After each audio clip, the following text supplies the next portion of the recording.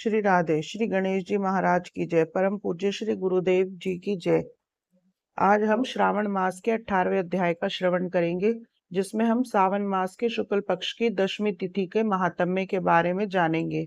सर्वप्रथम अपना ध्यान भगवान शिव शंकर के चरणों में केंद्रित करते हुए करते हैं कथा का श्रवण। सनत कुमार ने कहा, हे भगवान, हे पार्वतीनाथ, हे भक्तानुग्रह कारक, हे दया सिंधु, अब आप मुझे सावन महीने के शुक्ल पक्ष की दशमी तिथि का महात्म्य बतलाइए। भगवान श्री सदाशिव ने कहा, हे सनत कुमार, सावन महीने के शुक्ल पक्ष की दशमी तिथि के दिन व्रत आरंभ करें।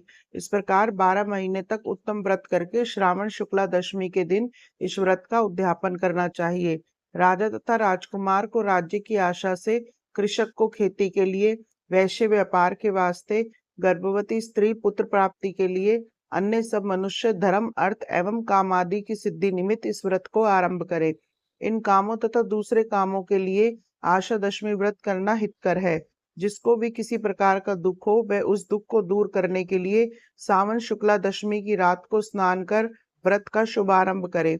रात को दशों दिशाओं को फूल, पल्लव, चंदन या जौ के आटे द्वारा अपने घर के आंगन को अंकित करके वाहन सहित स्त्री चिन्ह द्वारा चिन्हित करके घी से तैयार किया हुआ नैवेद्य देना तथा अलग अलग दीपक देना चाहिए। तत्पश्चात ऋतु समय में होने वाले फल देकर अपना उद्देश्य निवेदन करना चाहिए। मेरी आशा शोभनी हो तथा मेरे मनोरथ सदैव सिद्ध हो, आपके प्रसाद से मेरा निरंतर कल्याण हो, यूं साविधि पूजा करके ब्राह्मण को दक्षिणा देनी चाहिए। इस प्रकार प्रतिमास निरंतर व्रत करना चाहिए। हे तात, 1 वर्ष तक व्रत करके उद्यापन करना चाहिए।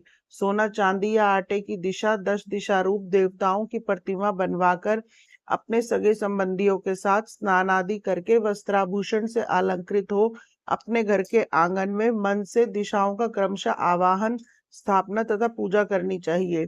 दिशाओं के तंत्र यह है, हे इंद्री दिशा, 10 दिशा रूप देवता, सुर तथा असुर नमस्कृत इस संसार का स्वामी इंद्र आपके पास निवास करता है, ऐसे आपको नमस्कार है।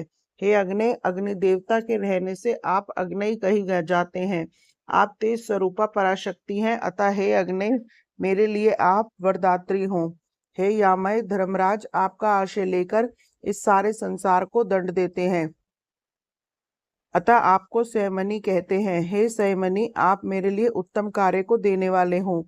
हे आशय, हाथ में खड्ग लिए अत्यंत विकराल रूप मृत्युदेव नृत्य स्थान में आपके पास निवास करते हैं, अतः आप नृत्य रूपा हो। हे नृत्य, मेरे आशा को पूर्ण करो। हे वरुणी, भुवन के आधार तथा जल जंतुओं के अधिपति वरुण देव आप में निवास करते हैं। हे वारुणी, मेरे कार्य के लिए और धर्म कार्य के लिए तत्पर रहो। हे वायव्य, संसार के आदि कारण प्राण रूप वायु देव से आप अधिष्ठित हैं। हे वायव्य, मेरे घर में आप प्रतिदिन शांति बनाए रखें। हे कौवेरी, आपकी दिशा में कुबेर देश निवास करते हैं, आपकी उत्तर दिशा कही है, मेरे मनोरथ को पूर्ण करो। हे ऐशानी, आप जगदीश शंभु से अलंकृत हो। हे शुंभे, हे देवी, मेरे वांछितों को परिपूर्ण करें। आपको नमस्कार है, नमस्कार है। सारे संसार के ऊपर निवास करने वाले सदा कल्याणदाता सनक नंदन सनातन और सनत कुमार आदि मुनियों के साथ रहने वाली आप सदा मेरी रक्षा करें, रक्षा करें। सब नक्षत्र ग्रह तारागण नक्षत्र माता भूत प्रेत विनायक तथा भक्ति युक्त मन से जिन दिग्देवों का मैंने पूजन किया है, वह सब देवता सदा मुझे अभिष्ट सिद्धियां देने वाले हों। सांप तथा नेवले से नीचे के लोक में आप सेवित हैं। आज आप मेरे ऊपर नागनांगनाओं के साथ प्रसन्न हो। इन मंत्रों को पढ़कर पुष्प धूप आदि द्वारा अर्चन करके अलंकार वस्त्र और फल निवेदन करने चाहिए।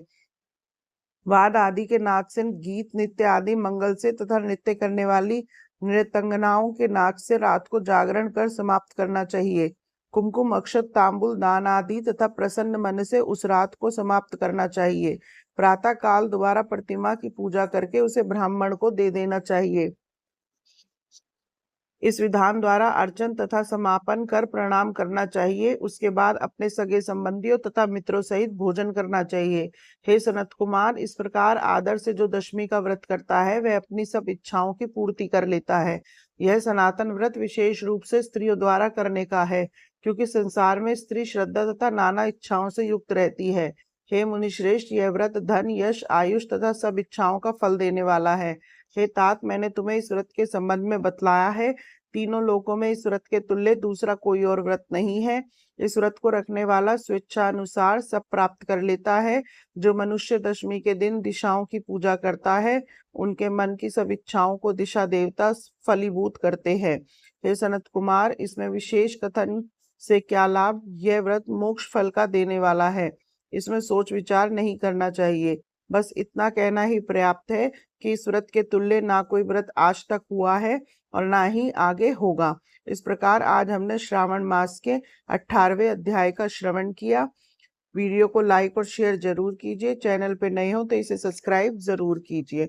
ओम नमः शिवाय। जय जय श्री राधे।